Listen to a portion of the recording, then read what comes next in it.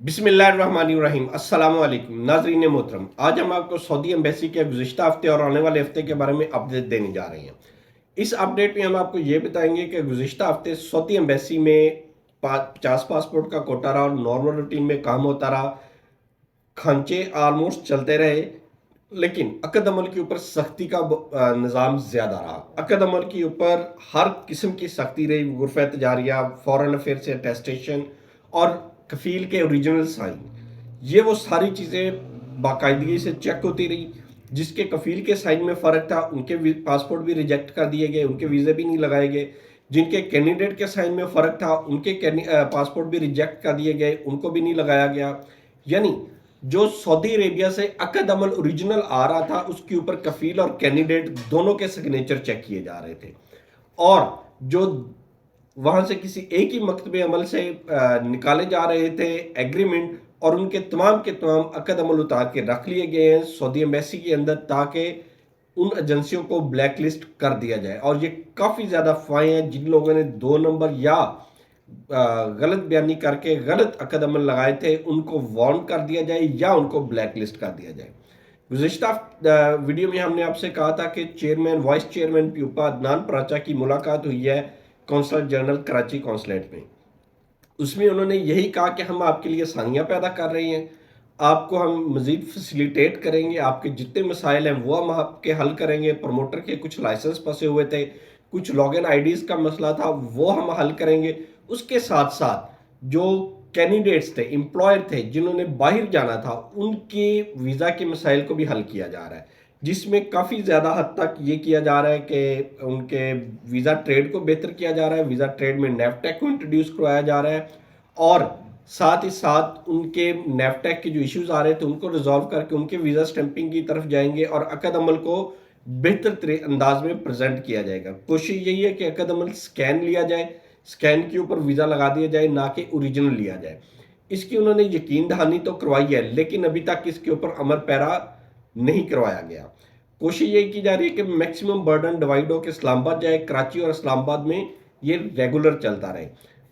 Karachi embassy में इस वक्त कौंसल जनरल साहब ने कहा कि इस पूरे रीजन में, यानी इंडिया, पाकिस्तान, बांग्लादेश, फिलिपीन, सब में सबसे ज़्यादा जो वीज़ा प्रोसेसिंग हो रही है वो कराची में है। 2000 से 2200 वीज़ा डेली का प्रोसेस हो रहा है, जिसमें तकरीबन 1700 वीज़े वर्क वीज़ा होते हैं और 300 वीज़ा विजिट वीज़ा होता है। ये प्रोसेस किया जा रहा है इस रीजन में, जबकि इंडिया में किसी भी एम्बेसी में इतने वीज़े प्रोसेस नहीं किए जा रहे। इंडिया में प्रोसेस स्लो इस वजह से कि पाकिस्तान में सिर्फ 2 ही एम्बेसी ऑपरेट हो रही है, इस्लामाबाद और कराची। इस्लामाबाद में सख्ती ज़्यादा होने की वजह से ज़्यादा बर्डन कराची के ऊपर आ गया है, इसीलिए ज़्यादा वीज़े कराची के आते हैं। जबकि इंडिया में 3 से 4 जो एम्बेसीज हैं वहाँ पे काम हो रहा है और काम डिवाइड हो जाता है। हमसे ज़्यादा काम है, लेकिन वहाँ पे डिवाइडेड काम है। ये नहीं है कि एक ही जगह पे ज़्यादा वर्क। ऑलमोस्ट पाकिस्तान का सारा काम कराची में ही हो रहा है, इसलिए इस रीजन की सबसे बड़ी और सबसे ज़्यादा वीज़ा स्टैंपिंग एजेंसी जो है, एम्बेसी है, वो कराची एम्बेसी सऊदी कौंसलेट है। आने वाले हफ्ते में की अगर हम बात करें तो आने वाले हफ्ते में भी यही चीज़ें रहेंगी। अकद अमल ओरिजिनल मांगा जा रहा है, नेफ्टेक के ऊपर मजीद सख्ती कर दी गई है। हेयर ड्रेसर, टेलर वगैरह के नेफ्टेक को भी जारी कर दिया गया है, इनके वीज़े भी नेफ्टेक के बगैर नहीं लगाए जाएंगे नेक्स्ट। पहले ये इजीली लग जाते थे, सिर्फ एम्बेसी में डॉक्यूमेंट्स जमा होते थे और वीज़ा लग जाता था, लेकिन अब ये नेफ्टेक की रिपोर्ट होगी तो वीज़ा लगेंगे, अदरवाइज वीज़ा नहीं लगेगा। नेक्स्ट हफ्ते भी इसी तरह की मिला जुला रुझान रहेगा, वीज़े लग भी जाएंगे, ऑब्जेक्शन भी आएगा, जिस तरह मौजूदा हफ्ते में ऑब्जेक्शन आया। कोशिश एम्बेसी में यही की जा रही है कि जेन्युइन वीज़े हैं उनके ऊपर ऑब्जेक्शन कम से कम आए, ताकि प्रोसेसिंग में डिले ना हो। प्रोसेसिंग में डिले भी जारी है जो अकद अमल की वजह से हो रहा है। उसके अलावा एम्बेसी के अंदर सिर्फ 1 से 2 दिन का डिले है। कुछ लोग क्वेश्चन करते हैं कि हमारा फलां डेट को जमा हुआ, फलां डेट को हमने एजेंट को दिया। यार, अगर अक्टूबर के पासपोर्ट किसी ने जमा करवाए तो अक्टूबर वाले लग जाने चाहिए। अगर वो अक्टूबर वाले पासपोर्ट आज भी नहीं लगे तो आपका या तो अकद अमल नहीं है या आपका एजेंट के पास वीज़ा नहीं है।